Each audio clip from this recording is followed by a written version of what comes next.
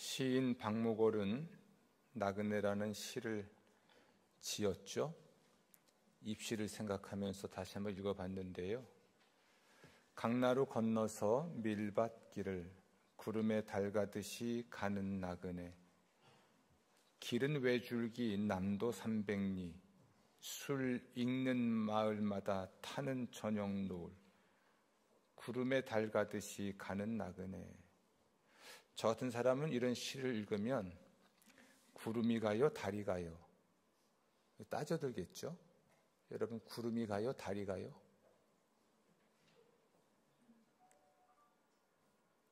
구름이 가요, 달이 가요? 모르는군요. 둘 다 가죠. 좀 쓸쓸함이 담긴 시이기도 하고요. 또 인생을 관조하는 듯한 것도 담겨 있는 듯합니다. 인생은 나그네 길. 웃으시는 분들은 벌써 이 복음성가를 이해하신 것 같습니다. 최희준 씨입니까? 가수. 그분이 이 노래를 불렀죠. 은혜를 참 많이 받는 노래이기도 합니다. 아, 인생이 나그네구나. 나그네구나. 좀 처량하죠? 한편으로는 또 허무합니다. 처량하고 허무하고. 또 한편으로는 그래서 체념하는 것 같기도 하고, 최희준 씨의 노래를 부르다 보면 참 인생이 허무하고 처량하다라는 생각을 좀 합니다. 그런데 성경도 우리가 나그네다 이렇게 말을 해요. 예수 믿는 사람이나 믿지 않는 사람이나 인생을 또는 우리를 나그네라고 노래를 하거나 또는 말을 하는데 뭐가 다를까? 뭐가 다를까? 오늘 말씀 보십시오. 우리는 나그네죠? 거류민과 나그네다. 그러니까 외국인이거나 여행객에 불과합니다. 지금 이스라엘 땅의 전쟁이죠. 제가 알기로는 오늘 새벽이었습니까? 군 수송기가 우리 국민들, 이제 장기 체류자나 아니면 여행객들과 일본 사람들 계속 몇 명을 데리고 서울 공항에 도착한 것으로 알고 있습니다. 여행객들이나 외국인이 그 땅을 떠날 수밖에 없는 건 그 나라 국민이 아니라서 그렇습니다. 놓고 나올 수 없는 거죠. 국적을 포기하는 것도 아니니까. 사실은 전시 상황에서는 내국인도 보호를 받지 못하니까 외국인이나 여행객들은 혹시라도 비행기편 끊어지면 더 난감하겠죠. 우리 둘째가 독일에서 10년을 살았어요. 시민권도 없고 영주권도 없고 그냥 유학생으로 10년 살았습니다. 그냥 언어가 자유로우니까 뭐 충분히 살았겠지만, 공부도 했겠지만 독일 사람이 아니라서 겪어야 되는 애환은 있죠. 항상 주변인이에요. 주변인.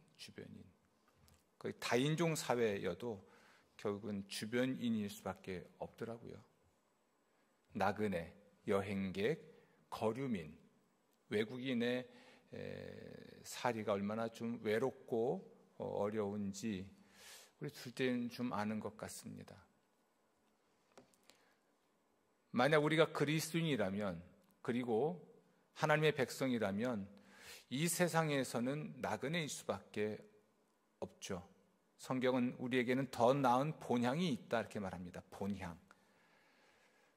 더 나은 본향이 있다는 것. 이 세상에서는 고향이 있죠. 본향이 있습니다. 고향, 본향이 있지만 사람의 손으로 만들지 아니한 이 세상이 아닌 다른 세상으로서의 본향이 있고 그 본향을 향해 가고 있는 것이 우리 인생이다라고 말을 하죠. 그래서 우리는 이 세상에서 나그네이고 거류민입니다. 어떻게 살아야 될까요?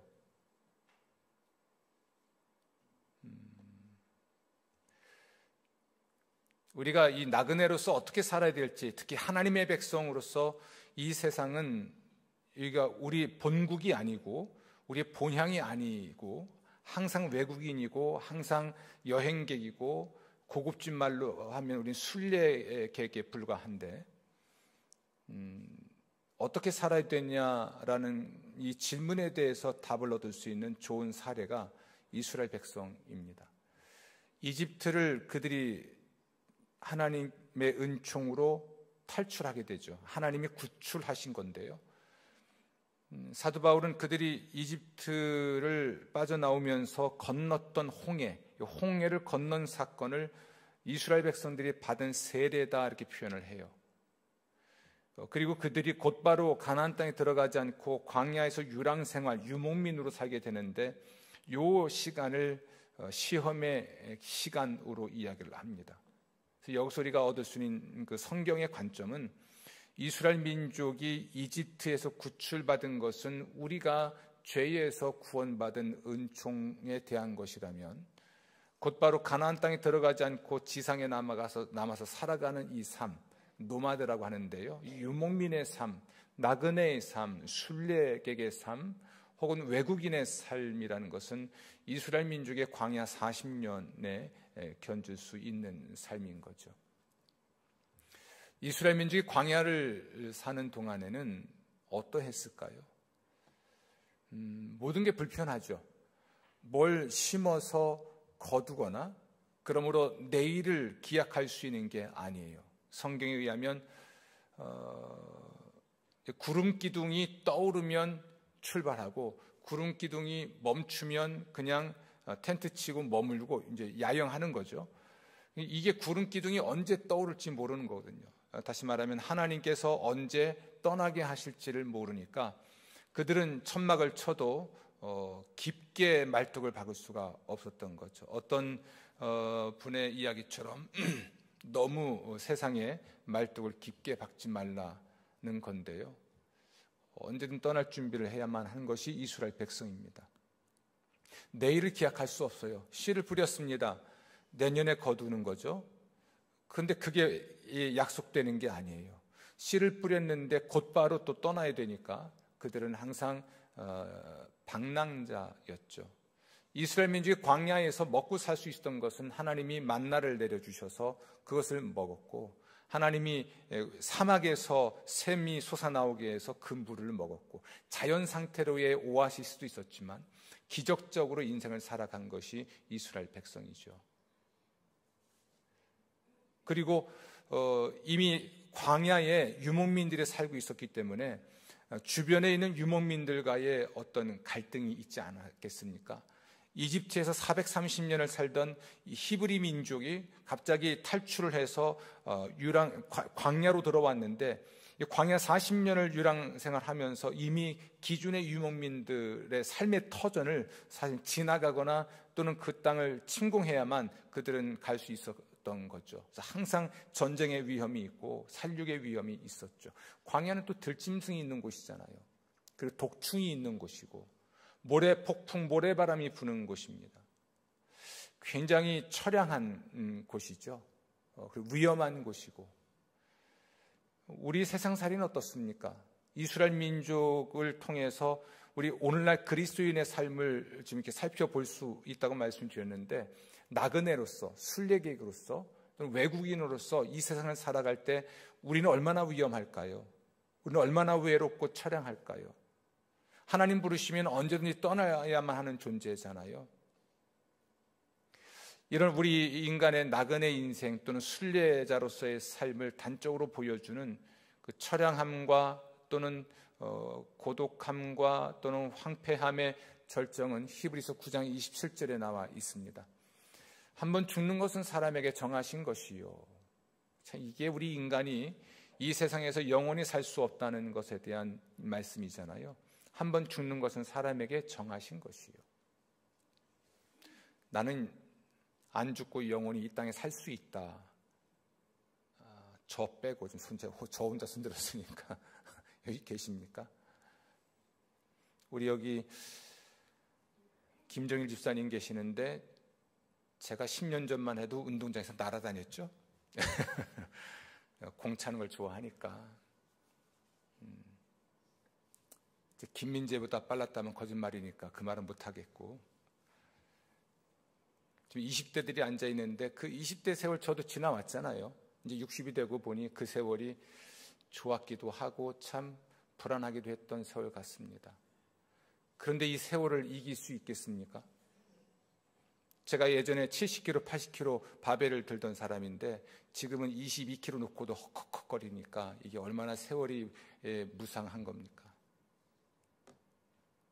그리고 그 마지막은요, 죽음이에요. 죽으면 우린 존재가 소멸되나요? 히브리서 9장 27절 말씀은 한 번 죽는 건 사람에게 정해진 일이지만 그 후에는 뭐가 있습니까? 심판이 있어요. 심판이 있다는 건 우리 인간이 죽고 소멸되는 것이 아니라 어떤 형태로든 존재한다는 거잖아요. 그리고 우리가 살아온 삶에 대해서 하나님이 평가하신다는 거잖아요. 심판은 평가하는 겁니다. 벌을 주는 목적만 있는 게 아니고 우리의 삶을 평가하고 그에 합당한 어떤 보상을 하신다는 것이죠. 이게 우리 인간의 삶입니다.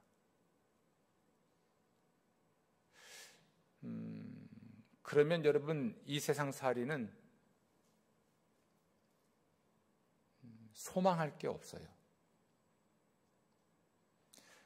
여러분, 죽으면 등기부 등본 가져가시나요? 그렇지 않죠. 여러분, 죽으면 통장 끼고 가시나요? 안 되죠.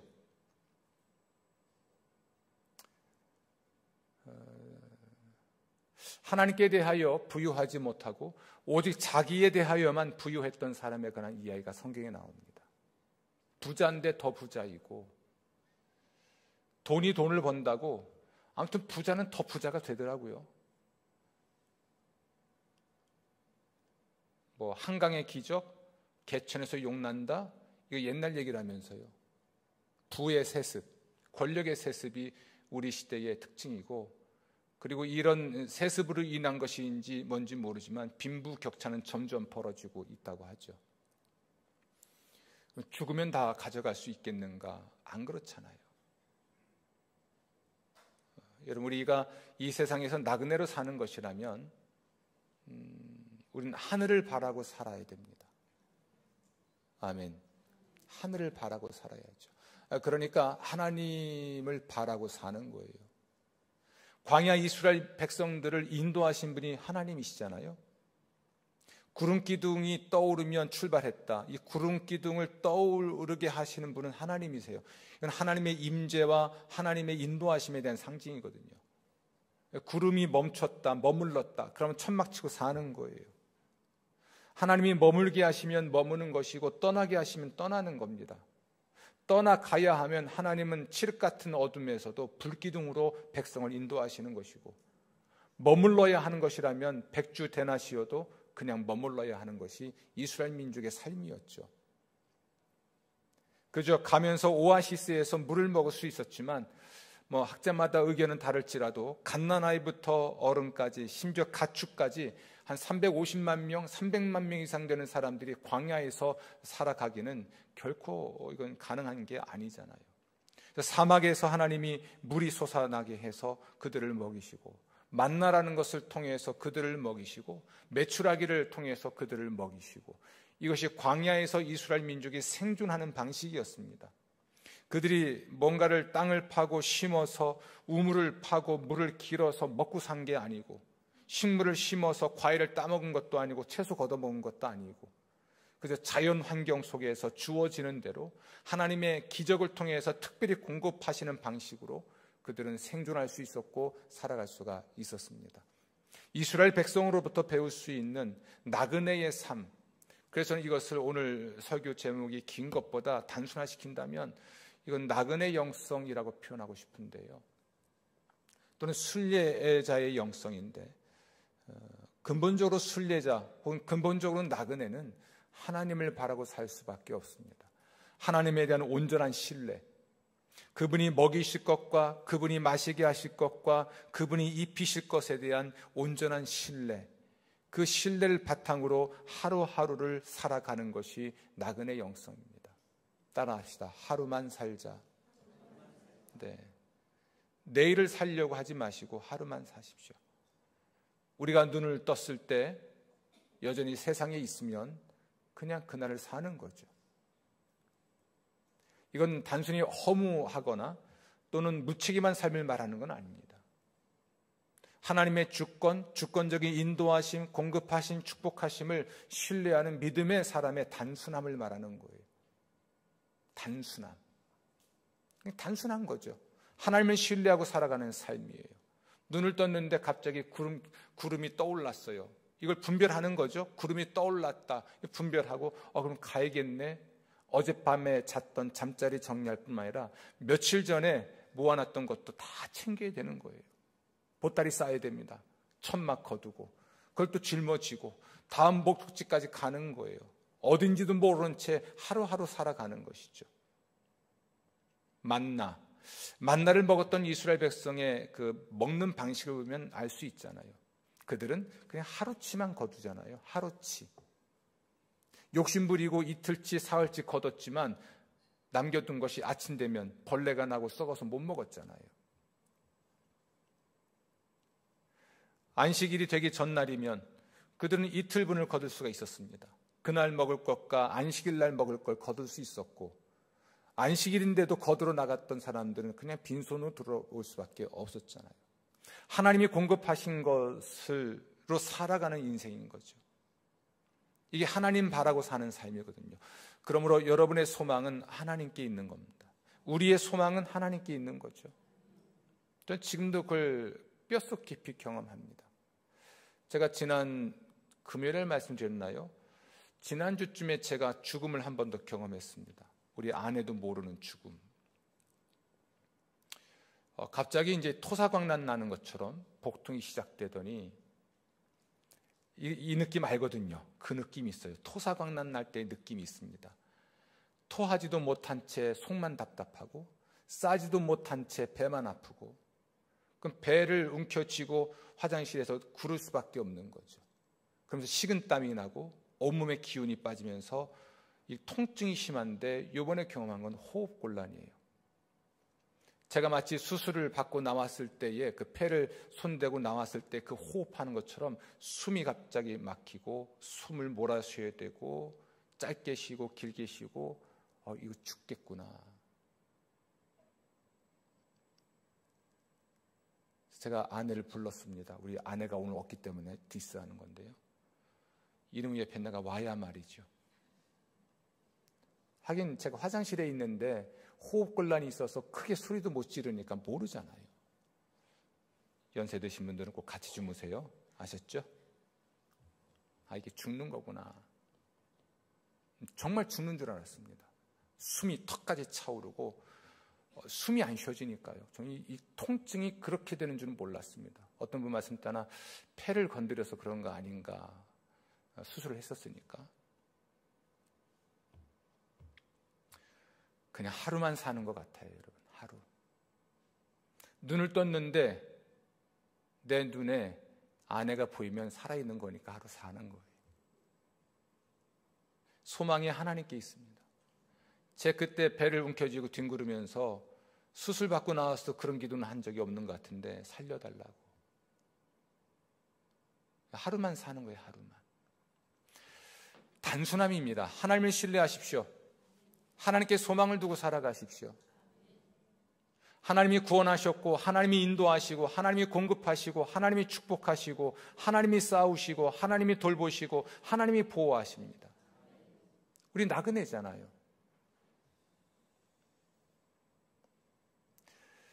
하나님께 대하여 부유해지셔야 됩니다. 또한 소망만 두는 것이 아니라 하나님께 부유하셔야 돼요. 자기를 위하여 쌓은 부, 자기를 위한 지식, 자기를 위해 쌓은 지식이 있거든요. 자기를 위해 소유한 권력, 자기와 자기 자식들 마치 천년 만년 살 것처럼 소유하는 그 모든 것들 아니에요. 죽으면 가져갈 수가 없잖아요. 나그네 인생이에요. 하나님을 위하여 쓸 수 있어야 합니다. 하나님을 위하여 쌓은 부, 하나님을 위하여 축적한 지식들, 하나님을 위하여 소유한 권력들, 이게 우리 삶의 목적이고 삶의 방향이거든요. 하나님을 위하여 존재하는 겁니다. 그것만이 영원합니다. 하나님이 영원하시듯이 하나님을 위하여 한 일들, 하나님을 위하여 했던 어떤 재정적인 후원들, 뭐 이런 것들만 영원한 가치가 있습니다. 그래서 예수님께서도 너의 것을 팔아서 이웃에게 나눠줘라, 그것만이 영원하다, 이렇게 말씀하신 거거든요. 하나님을 위하여 돈을 쓸 줄 알고, 하나님을 위하여 시간을 쓰고, 하나님을 위하여 나의 재능을 사용하고, 하나님을 위하여 나의 건강을 사용하는 것이죠. 그것이 영원한 거거든요. 여러분, 한번 죽는 것은 사람에게 정하신 것이나 그 후에는 무엇이 있습니까? 심판이 있는데, 내가 살아온 삶에 대한 하나님의 평가가 있는 겁니다. 저는 여러분들이 하나님을 위한 삶에 헌신할 수 있기를 바랍니다. 하나님께 소망을 두고, 하나님께 부유한 사람, 하나님의 존재를 인정하고, 그 하나님의 축복도 우리가 인정하고, 그러므로 그 하나님의 영광을 위해 살아가는 삶, 그분을 위하여 뭔가를 하며 살아가는 삶, 이런 삶이 여러분에게 있기를 바랍니다. 질문 하나 드리겠습니다. 10월도 벌써 중순이에요. 지난 10개월, 2023년 이 10개월 동안 여러분이 하나님을 위하여 하신 일은 무엇일까요? 하나님을 위하여 드린 돈은 얼마나 되실까요? 하나님을 위하여 사용한 시간은 또 얼마나 되실까요? 하나님을 위하여 쏟아냈던 여러분의 재능과 여러분의 모든 것들은 얼마나 될까요? 이 정량적인 방식이든 정성적인 방식이든 한번 살펴보면 좋겠습니다. 그럴 때 우리가 나그네 삶을 잘 살았다 말할 수 있을 것 같습니다. 서로 인사합시다. 잘 삽시다. 가끔 목회하다 보면 어르신들이죠. 뭐 아까는 우리 전명 집사가 갑자기 저한테 어르신 그래서 놀랐는데, 반찬 준다 그래서 나도 좀 줘요 그랬더니 아유 어르신 드려야죠. 그래서 깜짝 놀랐습니다. 나이 60이 되고 나니 어른 소리를 들어요. 60은 청년인데, 그렇죠? 잔원이 60은 청년인데. 이제 남은 삶이 얼마 없다고 생각해서이신 것 같아요. 이분들이 하시는 말씀이 이럽니다. 목사님, 좀 잘 살 걸 그랬어요. 이 말씀 한마디에는 살아온 삶에 대한 후회가 있는 겁니다. 잘 살았다는 고백을 하는 분도 계시지만 후회가 남은 분들은 그런 얘기합니다. 좀 잘 살 걸 그랬습니다. 건강이 나쁜 분들은 좀 건강을 좀 돌보며 살 걸 그랬습니다. 이런 말씀이기도 하겠죠. 제가 최근에 읽은 책 중에 좀 충격적인 책 제목이 하나 있는데, 자식에게 보복당하는 부모, 뭐 이런 책입니다. 자식에게 뭘 당해요? 보복을 당하는 부모. 그 책의 내용은 아니지만 제가 그 가정에 대한 공부를 하고 상담이나 심리를 공부할 때 그런 얘기를 서로 그냥 웃으면서 했습니다. 우리가 젊어서 아이를 키울 때는 바빠서 안 놀아줬더니 우리가 나이가 들고 나니까 이 자식놈들이 바빠서 나랑 안 놀아준다고. 소심한 복수죠. 아무리 바빠도 자식과 함께 자식 어릴 때 놀아준 부모는 아무리 바빠도 부모가 나이 들었을 때 놀아주는 자식이 되겠죠. 뭐 이런저런 걸 복합적으로 놓고 볼 때 목사님 좀 잘 살 걸 그랬어요. 그런 후회하시지 않도록 잘 사시기 바랍니다. 아멘. 하나님은 사랑의 하나님이죠. 그래서 우리가 잘못한 대로 벌을 주시는 분은 아니지만 용서를 하시는 분이라서, 그러나 적어도 우리가 죽고 나서 혹은 주님 다시 오실 때 주 앞에 섰을 때 평가는 받잖아요. 내 삶에 대해서. 요즘 제가 많이 두려운 게 있습니다. 이제 신년 남은 목회인데 하나님이 건강을 언제까지 허락하실지는 모르겠으나 은퇴를 한다면 우리 함께하는 교회의 50년 역사에 있어서 이등용 목사가 한 30년 목회를 하는 개념인데 어떤 평가를 할까? 이게 두려워요. 여러분의 평가가 아니고 하나님의 평가입니다. 저의 목회에 대해서, 여러분의 영혼의 상태에 대해서 히브리서 말씀은 제가 하나님 앞에서 반드시 계산해야 된다고 되어 있습니다. 내가 한 사역에 대해서, 내가 살아온 삶은 물론이고 여러분의 영혼에 대해서 제가 하나님 앞에서 뭐 해야 돼요? 반드시 계산해야 돼요. 허투루 할 수 있는 게 아니에요. 한 영혼 한 영혼, 여러분 모두에 대해서 이제 30년간 목회를 하게 된다면 여러분의 인생에 대해서, 여러분의 영혼에 대해서 제가 책임져야 된다는 이야기입니다. 또 이에 대해서 반드시 물어보겠다고 하나님 말씀하십니다. 얼마나 두렵겠습니까, 목회자가. 여러분이 생각하는 것보다 훨씬 더 두려움이 있어요. 그래서 매일 이 노심초사죠. 하루만 살아가는 인생이고 소망도 하나님께 두고 하나님을 신뢰하고 살아가지만 내가 하나님을 위하여 할 수 있고 해야 할 일이 뭔지를 늘 돌아보는 건데요. 사랑하는 성도 여러분, 잘 살아야 됩니다. 이 잘 산다는 것은 하나님의 뜻에 맞게 살아가는 삶이거든요. 잘 살아야 돼요. 마태복음 6장에서 너희는 무엇을 먹을까 입을까 마실까 이거 너무 염려하지 말고 먼저 하나님의 나라와 의를 구하라라고 말씀하십니다. 우리가 먹고 입고 살아가는 모든 것을 책임지실 분은 하나님이시니까 그것 때문에 하나님 나라, 하나님의 의를 위한 삶을 포기하지 말고 하나님의 나라와 하나님의 의를 먼저 구하라는 것이죠. 먼저 구하라고.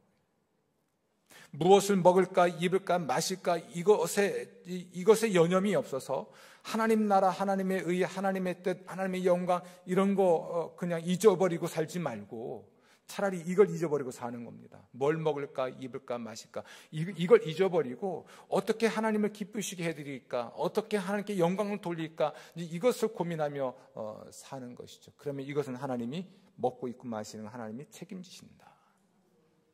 우리에게 가장 중요한 건 하나님의 뜻입니다. 오늘 말씀은 나그네로서 어떻게 살 것인가를 이야기할 때 두 가지 차원의 이야기를 해요. 하나는 육신의 정욕을 제어하라라는 것이고요. 또 하나는 위에 있는 권세에 복종하라는 이 두 가지 말씀입니다. 그런데 위에 있는 권세에 복종하라는 말씀은 제가 지난 2주간 말씀드렸어요. 그런데 앞부분 육신의 정욕을 제어하라는 이 말씀은 보다 근본적인 말씀입니다. 우리가 하나님의 뜻을 따라 살아가는 삶에 있어서 가장 문제가 되는 것은 육체의 욕심이기 때문에 그렇습니다. 여기서 말하는 육체는 우리의 이런 그 신체가 아닙니다. 성경에 의하면 여기서 말하는 육체는 우리의 본성이에요. 특히 아담에게서로부터 물려받은 부패한 본성입니다. 인간의 본성이 부패했다는 거죠. 그런데 이 본성이 부패했는데 본성이 요구하는 대로 사는 것에 대해서 이걸 거절해야 된다는 이야기입니다. 마음이 부패했습니다. 근데 마음이 원하는 대로, 마음이 요구하는 대로 살면 우리의 삶이 부패할 수밖에 없죠. 인간이 근본적으로 이걸 원죄라고 하는데요. 본성이 부패했기 때문에 자연스럽게 죄로 기울어져 있습니다. 근데 이걸 제어하라는 겁니다. 이 제어한다는 것은 사실은 걷어서 치워버리는 거예요. 이건 거절하는 겁니다. 하나님의 뜻을 따라 살길 원하나 하나님의 뜻과 항상 대립하는 것이 육체의 요구거든요. 욕구. 그러니까 내 육체가 요구하는 것. 그런데 그 본성은 부패해 있고 그럼 그것을 따라가면 우리는 자연히 부패할 수밖에 없죠.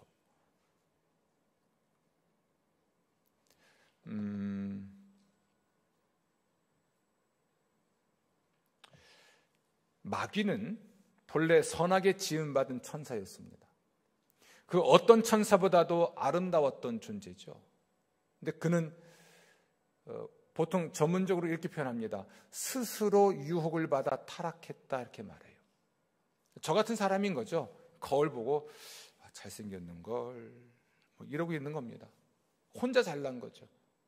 어떤 천사보다도 아름답게 하나님이 만들었는데 그래서 본인이 아름다운 거거든요.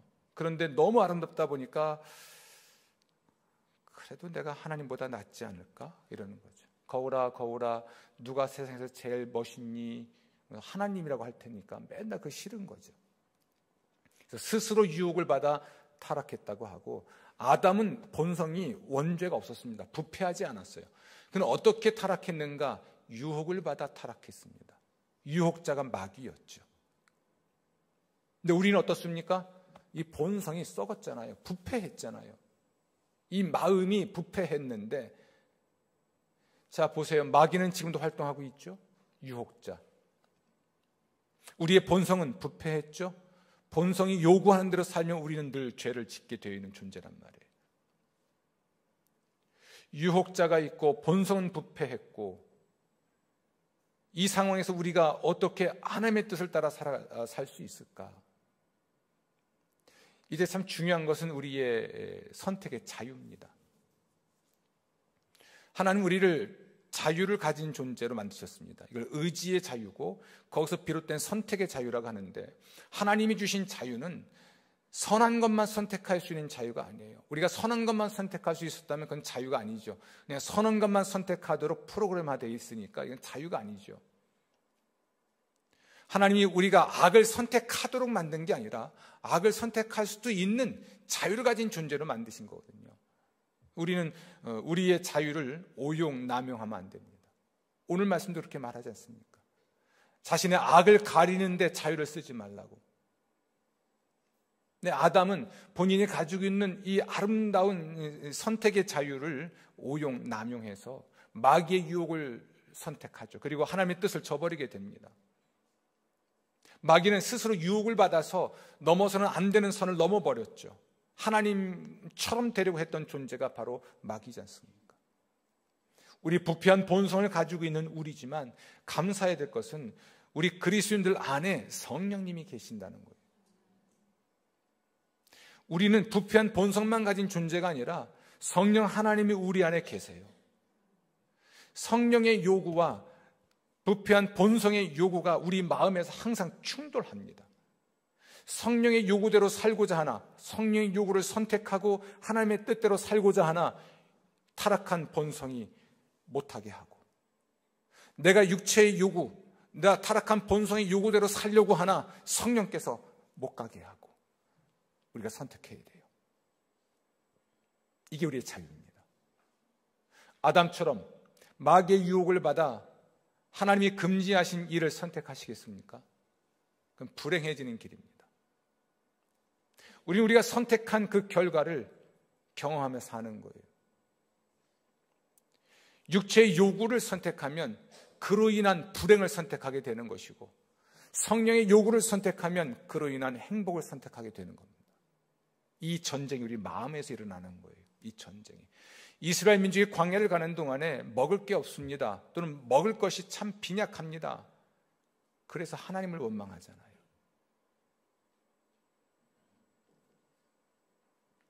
이 광야에서 살아가는 나그네 인생이 참 심각하고 중요한 건 마음의 문제입니다. 마음의 문제. 이 마음에서 전쟁이 일어나요. 영적 전쟁에 대한 책들을 오랜 동안 읽고 함께 생각해 보면 항상 모든 싸움이 마음에서 시작이 되죠. 이 마음에서의 승리가 우리의 말과 행동의 승리로 이어지고, 말과 행동의 승리가 우리 인생 전체의 승리로 이어지더라고요. 마귀는 우리가 하나님의 뜻을 거역할 수 있도록 우리 마음에 자기의 생각을 심어요. 우리 마음에 생각을 심는다고요.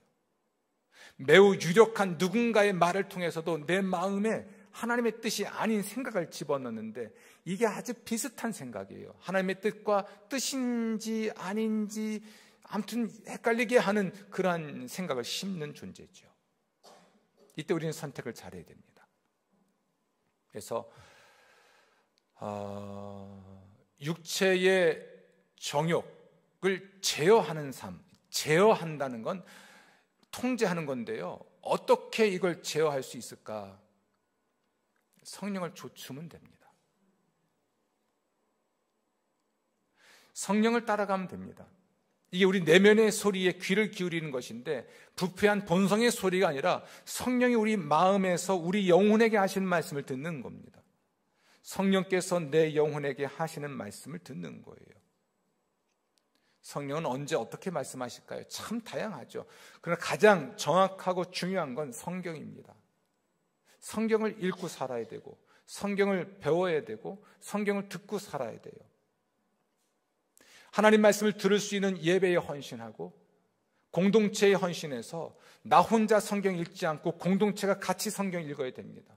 하나님 말씀을 나 혼자 듣지 않고 같이 듣는 것이죠. 그래야 우리가 오류를 벗어날 수 있고 오류를 줄일 수 있는 겁니다. 골방에서 하나님 말씀 들어버릇한 사람들은 이단이 됩니다. 가짜가 되죠. 그래서 여러분, 성경의 사람이 되시고 예배의 사람이 되어서 말씀을 들어야 되는데 이것을 위해서 교회가 되셔야 됩니다. 교회가 되십시오. 성령은 때로는 꿈을 통해서도 말씀하십니다. 성령은 때로는 기도할 때 황홀경 상태에서도 뭔가를 보여주시고 들려주십니다. 저는 그 은혜의 경험이 있습니다. 기도하다가 황홀경 상태에서 환상을 보고 또는 환청, 하나님의 음성을 듣죠. 이것이 내 영혼 깊숙이 각인된 매우 중요한 메시지가 되죠. 때로는 꿈을 통해서도 말씀하십니다. 제가 천사를 본 일은 없습니다. 어떤 분은 천사를 만나기도 하죠. 성령이 어떻게 말씀하시든지 간에 가장 정확하고 온전한 방식은, 객관화할 수 있는 매우 중요한 방식은 성경이고, 혼자 골방에서 성경을 대하는 사람이 아니라 공동체에서 말씀을 함께 나누고 말씀으로 삶을 나누는 이 과정을 통해서 하나님의 뜻이 명확해지거든요. 성령께서 말씀하십니다.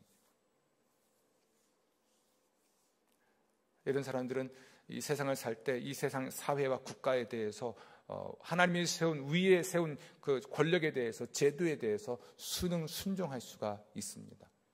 여러분, 국가는요, 선을 증진하고 악을 억제하는 기능을 하거든요.